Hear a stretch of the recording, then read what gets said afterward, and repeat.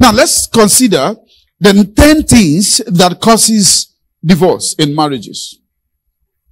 Number one of them is called marital infidelity. Marital infidelity is the man or the woman cheating on the other partner.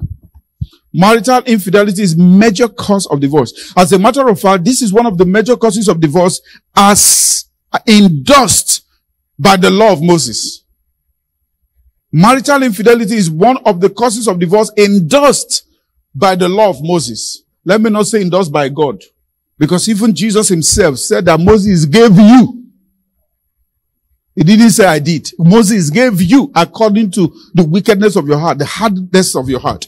So marital infidelity means that you are now married, but you are eyeing another man. You are married or you are eyeing another woman. You are beginning to see, after helping the wife to destroy her equipment, you are now eyeing another equipment.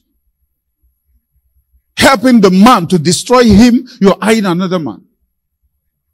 You married the man when he was at his peak. Peak, I mean here, he was working in a very good place, earning very high. 10 years into the marriage, he lost the job. And immediately he lost the job because you came for the money. He loses relevance in your eyes. So touching you become very irritating to you.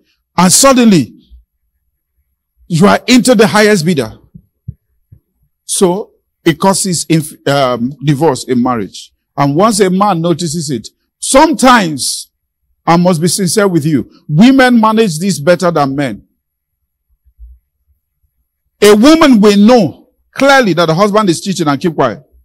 Keep quiet, I mean he won't file for divorce, he will just be managing your madness. But a man can't take it. Not for one day. I didn't say revolt. You just need to hear. Don't say, me, I'll behave like a man. I will also take it.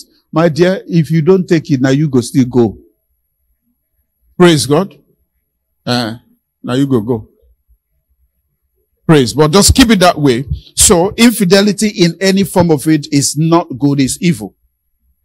The second part of the marriage or the causes of divorce is financial disagreement. Financial disagreement. I need you to write this thing down. And because some of you may not listen to the word of God or this tape again. Financial disagreement. When we talk about financial disagreement, we are talking about when an individual, a spouse, is the sole carrier of the financial burden of the family.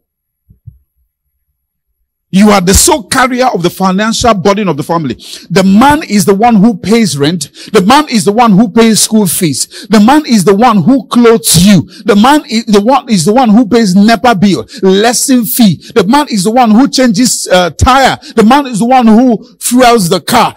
Is the one who maintains the car. Is the one who even mows the lawn. The man is the one who does everything. Certain matches in the house he buys. My dear, that marriage will crash. Because after a while, he will start feeling irritated and your value in his eyes will start dropping. Let me tell you, if you check divorce in Africa, check divorce abroad. Why did you think that the divorce between Bill Gates and the wife and Elon Musk and the rest made news? Because they are up there, isn't it? But it's very hard for people like that to divorce. Divorce is high amongst the families or spouses where one person is carrying the burden. But let me also say this. When the man is carrying the burden, he carries it for too long than the woman. The women carry you for 1 year. They will tell the whole world they are the ones carrying you. But let me also tell you, if you're the man, your husband is carrying the burden of the family, please, if he's paying rent, pay lesson fee.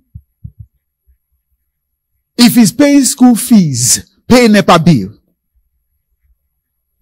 If he's fueling the car every week, service it once in 3 months.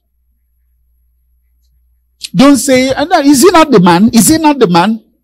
Let him do now. He's the man.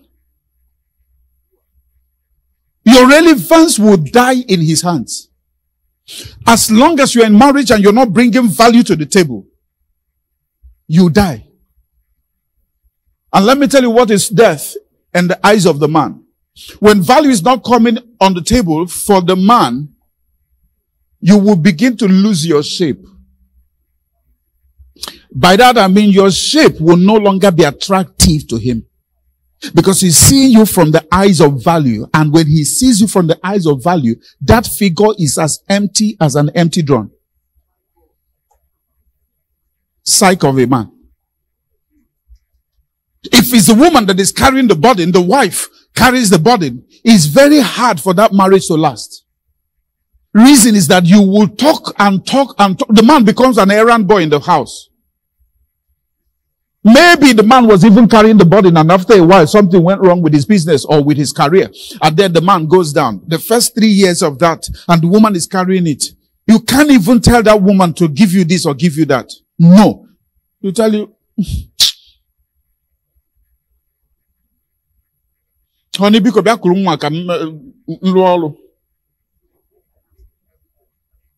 come and carry this baby, make her walk. He's just trying to tell you that at least you will have one thing that you are doing now. And then she will be doing something in the laptop, and then you see Deep Madu. Huh? Carrying baby. Learning all the song. When we banana no nation. When we banana nation. When we by the time you do that when for 2 months, when we will do you. Praise God. So financial disagreement can cause it. So how do we handle that? You have to cause a balance in your home. Don't allow your husband to do everything and you say the man is too caring. Please. Use the money he gives you as pocket money and start settling some things. In his psyche, he feels you're contributing. Don't use that and be saving. And the guy that is teaching lesson, he will soon stop. Or he said that we haven't paid for 1 week. Meanwhile, you have the money to settle. Pay and say, honey, I've taken care of the lesson fee. Oh, really?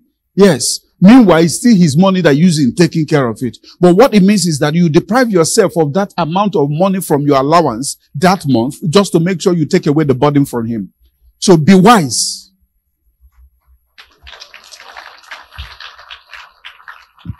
And what I'm telling you is a global statistics of the causes of divorce in homes. Number 3 is weight gain. That's why I shout when I see him. That's how I shouted when I saw it. That is a major cause of let me tell you, it's a major cause of divorce globally, but is pronounced in the West, but pretended about in Africa. A white man would tell you, a white woman would tell you, James, I'm sorry, the way you adding weight these days, I don't think I will deal. I'll give you time to work on it. Maybe 3 months, or what do you think? Like, okay, I'll try. After 3 months, you step into that weight. The thing is still doing it's hitting 200. The next time she will just, or he will just file for divorce. Why? That you just gain weight. But let me tell you what happens in Africa. Your wife have gained excessive weight and you are not a weight person, because there are people also with amen. There are people who are looking for heavy duties also. Apart from those, if the wife begins to gain weight like that, what the man would do, an African man will not, he will not worry you. He complain today, complain tomorrow, complain, and you're beginning to get very irritated about it. They will start complaining. But what will happen is that resentment will come. Attraction will die. And let me tell you, whether you like it or not, it's attraction that causes erection. Where there is no attraction, there is no erection. So, and by the time he starts keeping away from you, after a while, he will look for somebody that looks.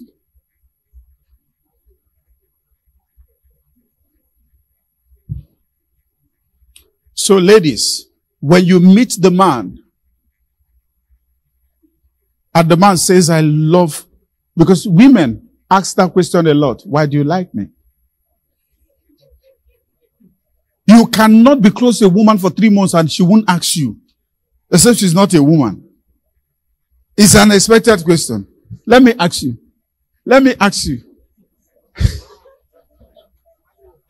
Why do you like me? And the man says, shape. After 3 months, why do you like me?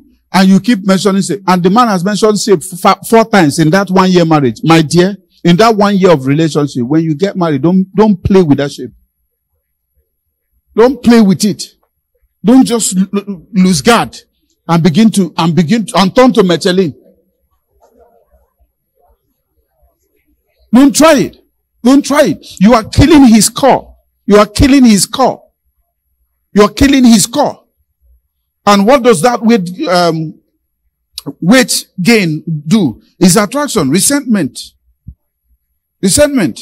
And sometimes, if this weight gain is about the biological changes in a woman as a result of childbirth, after a while you work on it, it goes down. But if the woman gains that weight, that's where it pains men more. If he gains that weight as a result of excessive appetite, you eat like an Alsatian dog. You eat with your 2 hands. You eat because you are from a very poor home and you're privileged to marry an average man or a rich man. So you are now eating, make I enjoy. And then your best song is allow me to enjoy myself. You have now added the weight. You are most likely going to lose, the man is going to lose interest. But like I said again, not all men. Number 1, a man that likes people that are heavy will like you. Number 2, any child of God, any man who is a child of God will not also use because of this and divorce you. Is unbiblical, is rubbish. The only thing he will do is that he will be managing you. That's the truth. He will be managing you. Which is also not right. I'm sure you won't like to be treated that way, be managed. You will know that indeed he doesn't flow, but he's just flowing for flowing's sake. And then when you gain weight, there are a lot of disadvantages that I play. Cannot play. You can't play with your husband anymore. You dare not say, honey, carry me. Well, carry you to where?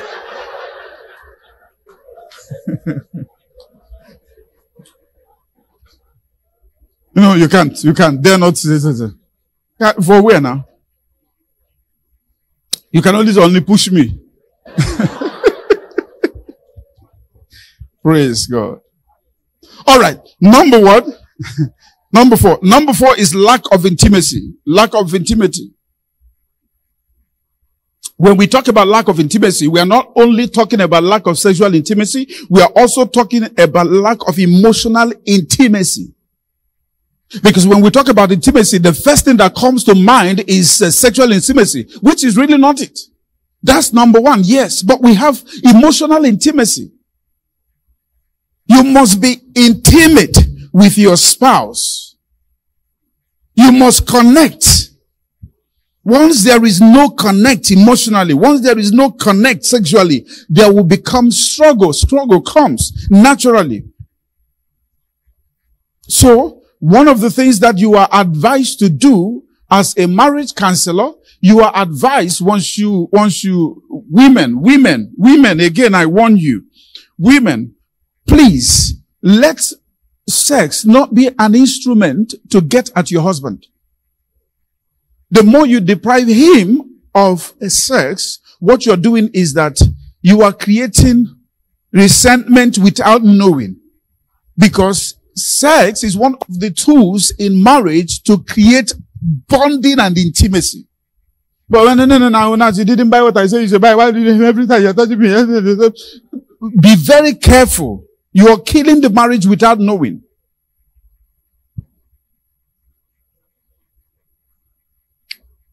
I don't know. I think I was talking with someone recently who told me that he lives with the wife. Yes. You see, even today, I was on phone with my, one of my childhood friends today. He called me to complain about what he's going through in his marriage. And as he was complaining, I saw his missed call. I called him back. We stayed for 45 minutes. Well, I landed in Onitsha. I drove from Onitsha into my house, my room. It took 45 minutes. We were still on call. He told me he's been with the wife in the same house, but they haven't had intimacy for the past 3 years. 3 years.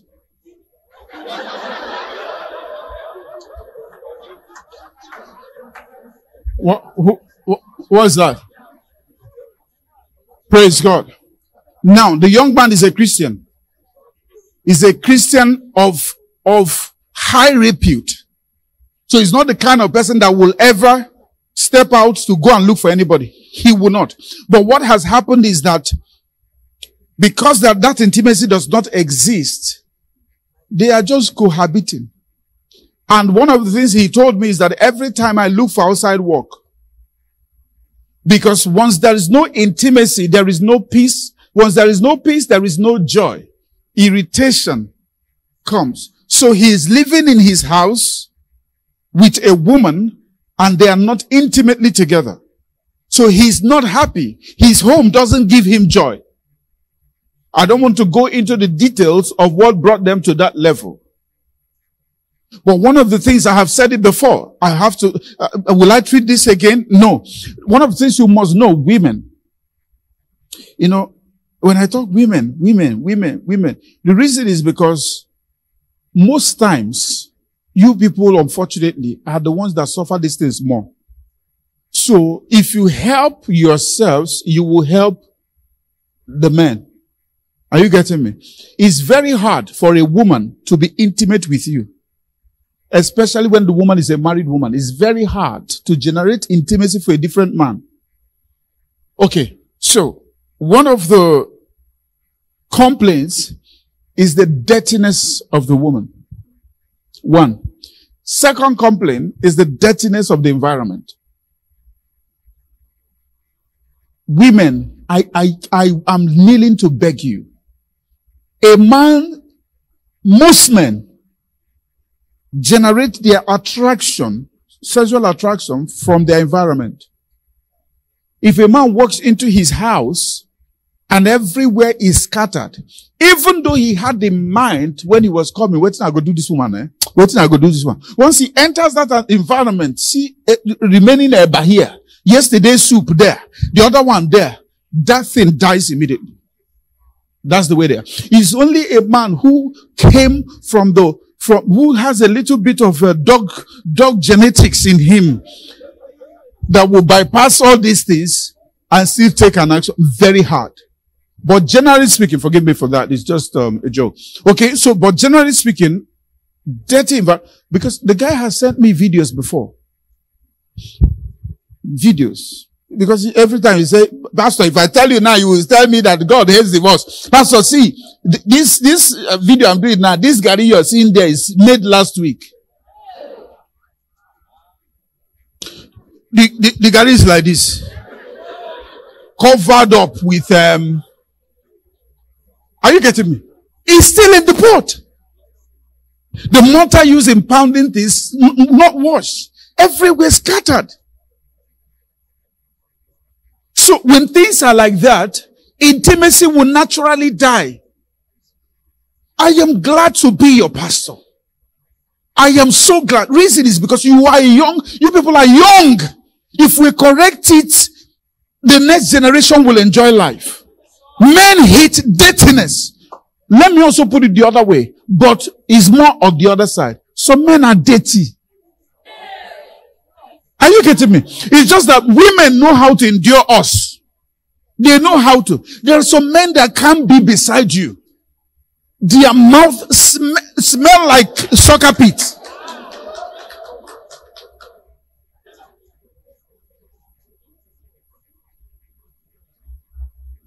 Your wife can't kiss you. When you bring your mouth, suddenly your wife says, I don't like kissing. Because that's a polite way of telling you that, honey, honey, I can't, honey, oh. Please, get a good toothpaste. Get a good brush. Brush your teeth. Afterwards, brush your tongue. Hey. Throw up. Vomit anything you need to vomit. And let me warn you, before you sleep, are you a married man? Brush. Before you sleep, married woman, brush. And after brushing, don't eat again. Don't eat again. Do it again. Keep it clean. Make it easier for somebody to come. Is somebody getting what I'm saying? So please, keep it neat. Be proud. If you know any lady in the church that you like her neatness, anytime you sit around her, you never perceive bad breath, ask her. Because the truth is that once you ask her, that day, that is the day you will ask her. Is it not? The rest of the days, you will become the reference point. Because you would have learned. So it might be wrong paste. It might be wrong paste. It might be wrong brush. It might be the act. You don't know the act of brushing. Because some people will tell you they are going to brush. Once they enter the bathroom, less than one, you'll be wondering, sorry, have you finished brushing? Will I sleep there? Really? I am not also saying that it's in the taking of time. It's in the knowing the art. And then afterwards, try to freshen your breath from time to time. Everybody's mouth smells, including Pastor Kosfini's mouth. Everybody's mouth smells, but refreshing it from time to time. If you don't like gum, lick sweet. If you don't like sweet, buy mouth spray. Enough. That sustains you in the next 15, 20 minutes. And it's very sweet when you're talking to somebody and if he's receiving good breath, he's taking breaths.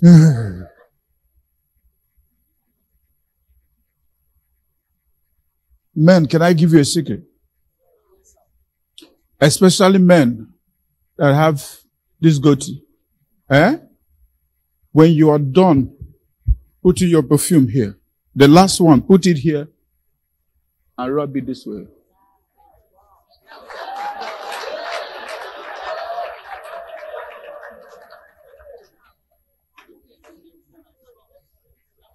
If you have this, this is a sustainer.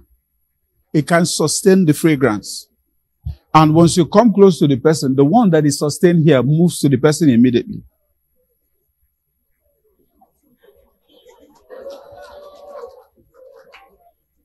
Hey, you won't be smelling like goat. Number 4. Oh, number 5. Lack of equality. Lack of equality.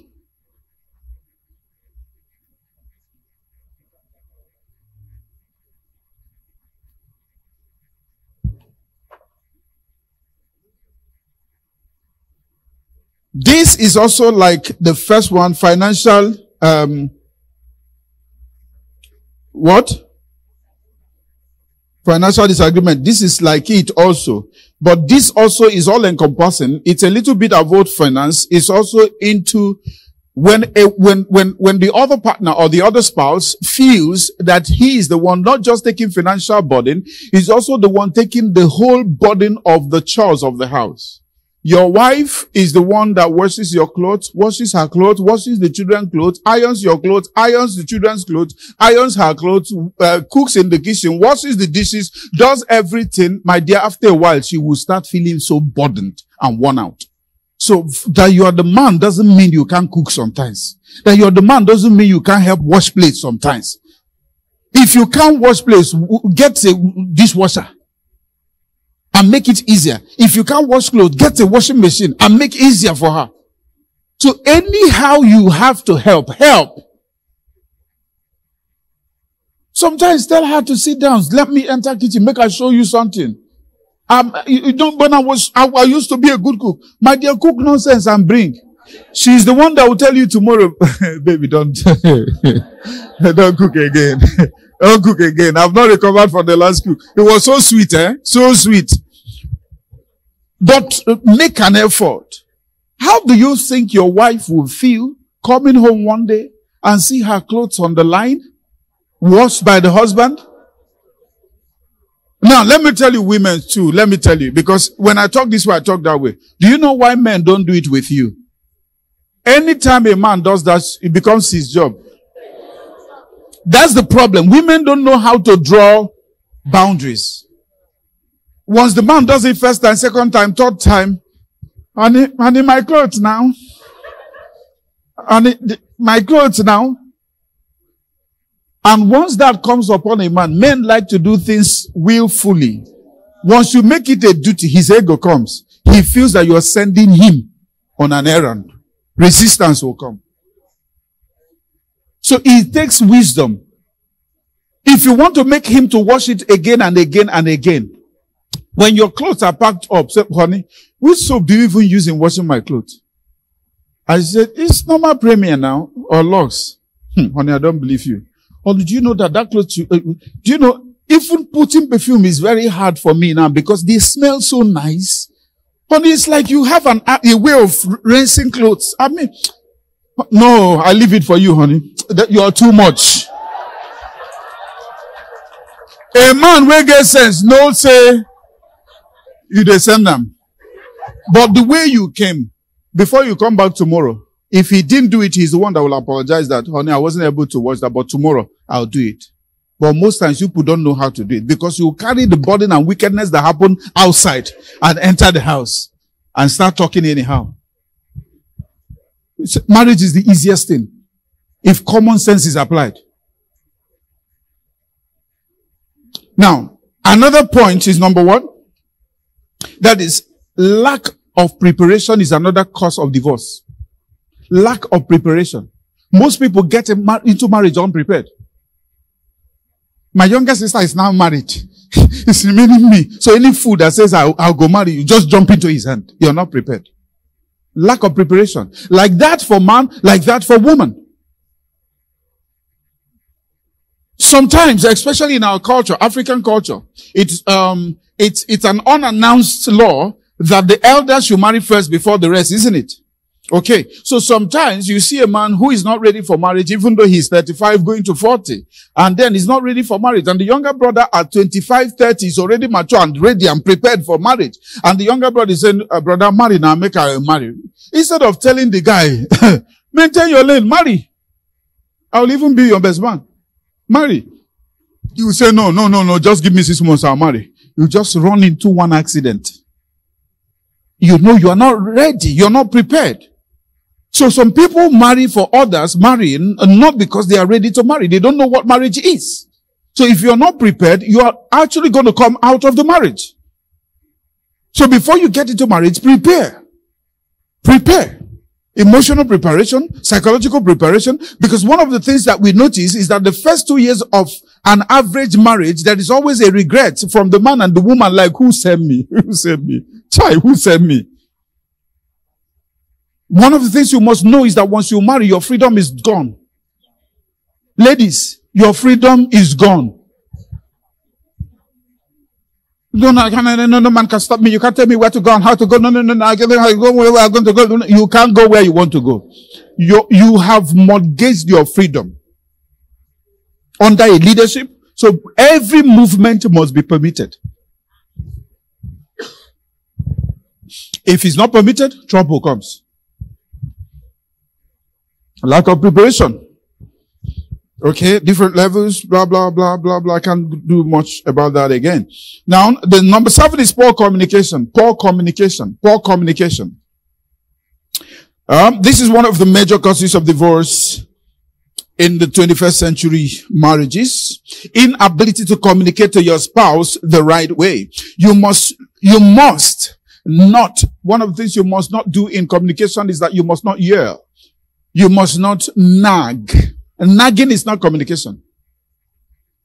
Women, nagging is not communication. You know what the man says in his heart when you're doing that? Continue. When you're done, you talk. Anything you are saying in between nagging, even if it lasts for 5 hours, the man didn't hear one. Not because he can't hear. At that moment, because of the way it's being communicated, he has refused to hear. So nagging is called communication. Shouting is not communication. This is for men. I said, don't do that, I will kill you. Yeah, you do it. What's your name? What is that? Ijele Masquerade. You don't shout. When you also shout, you know what the woman does? The woman keeps quiet. It's like pouring water on an egg, expecting it to permeate. She locks off for peace to reign. But in her heart, they talk. Okay? Another one is that quietness is not also communication. Don't always be quiet when your spouse is communicating. Men are victims of this one. Your wife is talking, you're quiet. She's shouting, you're quiet. She's nagging, you're quiet. Men know how to lock in anytime they feel bad. But women also know how to stop talking when the man keeps quiet. When he keeps excessive quiet, it means that I'm not ready to talk. And that thing your mother did, don't do it with your husband, because in their generation, that worked for them. You see, waking man up 12:1. It worked for your mother. But this generation, believe me, is not working again. There's an expired theory. It worked with our mothers. Don't ever.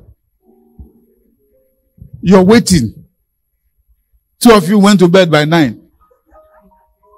You set alarm in vibration. Or you didn't even sleep until it was 1. When the man is changing gear, ascending the hill of rest, you just say, honey, baby. And the man, what is this? Just talk.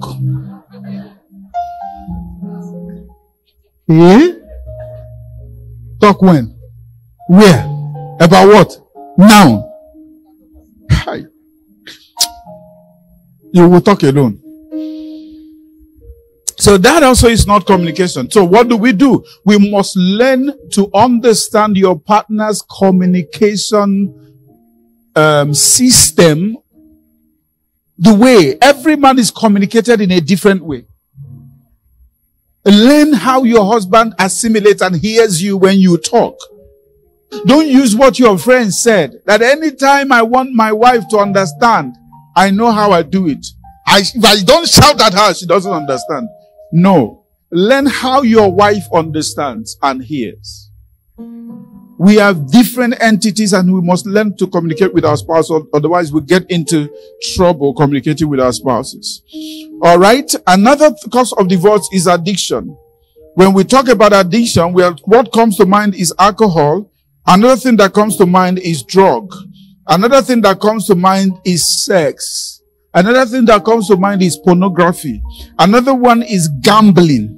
Another one is social media. These are the environment of addiction.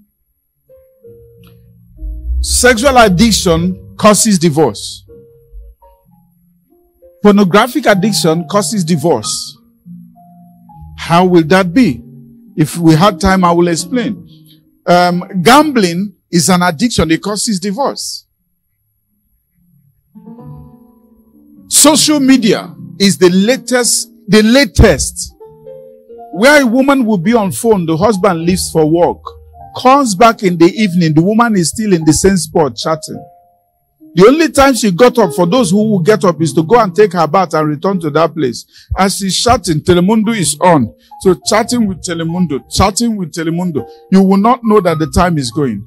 And the man comes home, sees you in the same spot, probably with the same clothes, and walks into the house, and you say, hey, baby, welcome. And he didn't respond. He said, how can you imagine? How can you come in with the trouble from outside? No. He met the trouble at home. You are the trouble that he met. Because the same spot, the same nightwear you are still wearing. At that point, you begin to irritate him. And when you do that, you stand up from that time that he's now back with your social media in your hand, phone, and you start following him. Honey, is there any problem? Honey, are you okay? My dear, stop that rubbish and go and take your bath and change that rag you're wearing. Change that thing you're wearing. Stop pestering him. Are you okay? What is happening? Is everything the matter? You are the matter that occupies space and have weight, but cannot move. You are the matter that has mattered from morning till evening. So these are the addictions that you must run away from. Alcohol. This one is for men. Alcohol. You drink to stupor. You know, Pastor Wisdom said that. They said, take a little wine for your stomach. I will not stay here now and tell you if you take wine, you're going to hell. No. But I will also tell you that any wine that makes you stagger is no longer little for stomach. That one is down food. You ate food. So be very careful. You go to the bar, anything that is free, you drink. Let it go round. You drink. You are done. Oh. One bottle is your gauge. Once you say, good, let it go round.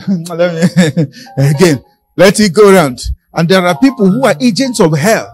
Their work is let it go round. You will be going round until your family stop going round. And your wife complained the first day, complained the second day, complained the third day, Let me tell you, another thing also that happens to men is that sometimes men think that alcohol powers their sexual urge. It's an addiction, my brother. It's an addiction. Once you have developed that mindset and the devil click the button, it start working for you, you think that's what happened. It's not what is happening. It's mindset. The devil wants to put you in that bondage and lock you up. Put your mind right. The number 9 is abuse. When we talk about abuse, we are talking about abuse at different levels. We are talking about physical abuse, that is beating either of the spouses, man beating woman or woman beating men. Okay? And from the latest statistics, about 40% of men suffer abuse. Shockingly. But out of the 40% of men that suffer abuse, domestic abuse at home, less than 2% of them report it. But out of the 40% of women that suffer abuse, about 35% of them report it. So it now looks like abuse is more on that side. So when we talk about physical abuse, we're also talking about emotional abuse. So abuse will always cause divorce, especially when it's physical abuse and there is already a threat to one's life. When your life is at risk, most people will encourage you at that time to step away, especially when the abuse becomes a consistent thing. You have beat her today, tomorrow you beat her, next tomorrow you beat her, you keep beating her as if she is your house girl.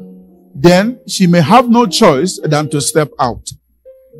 Either ways, maybe it's the man. Okay?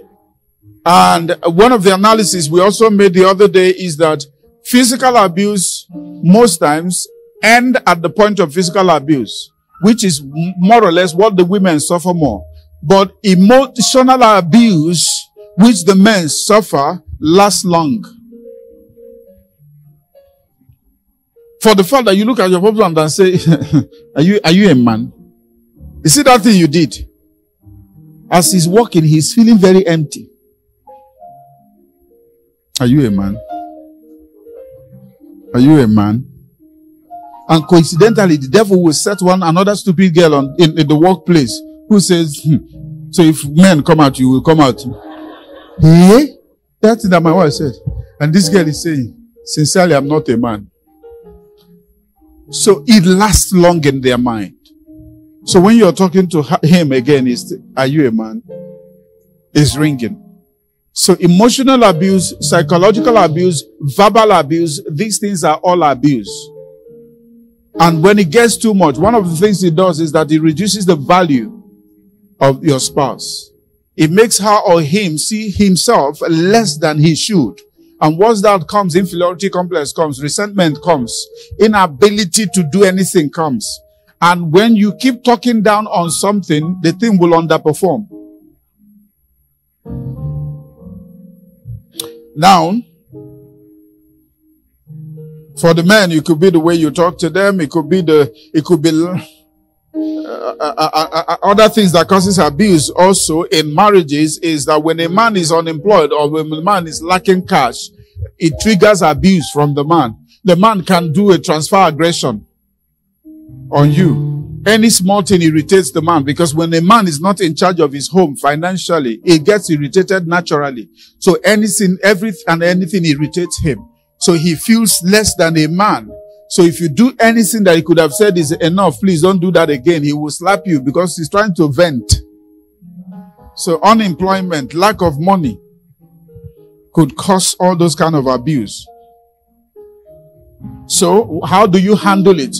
You have to read what is the triggers of your wife, what is the triggers of your husband that makes them abuse you verbally, psychologically, emotionally, and physically. Look at the triggers, the things that causes it, and desist from them. Don't pull the trigger, because if you pull the trigger, the natural thing that will happen is that the bullet will be released. So avoid the triggers. Number 10.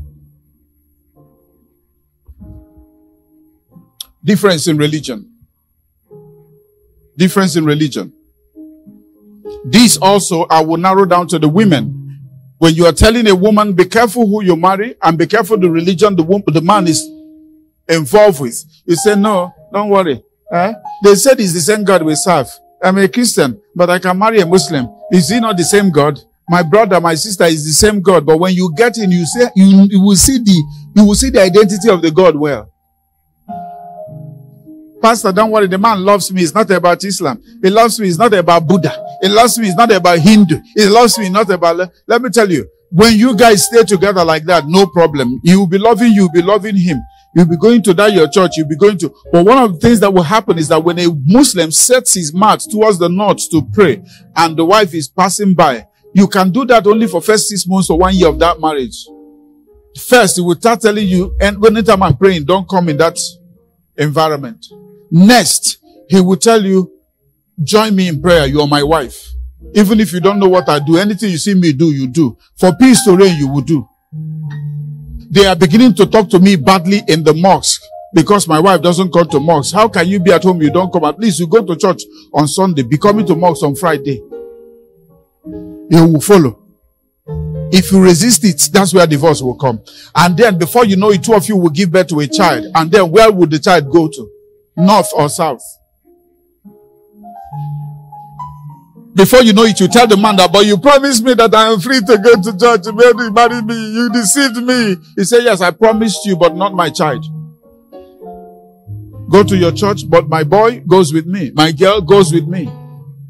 So you start getting into trouble with that. Before you know it, you're gone. It's not only that between Christians and Muslims. It's also that between a particular church and another church. If you know that their system is not your system, please leave them alone. It's a very bad combination for a House on the Rock or Christ Embassy member to go and marry a Deeper Life person. It's bad combination. Not because we don't believe in the same God or both of us are not born again. You are both born again, but one of the good things that will happen is that if the man is from Deeper Life and you come into Deeper Life, even though he likes you wearing things and making up, his brothers in the church will keep talking to him until he will start shutting you down. Baby, just anytime you want to go to church, don't make up. Anytime you want to go to church, don't wear earring. Anytime you want to go to church, by the time the Lord keep coming, you will get tired. I want to live my life. I want to live my life will start happening. Before you know it, divorce will occur. So be very careful.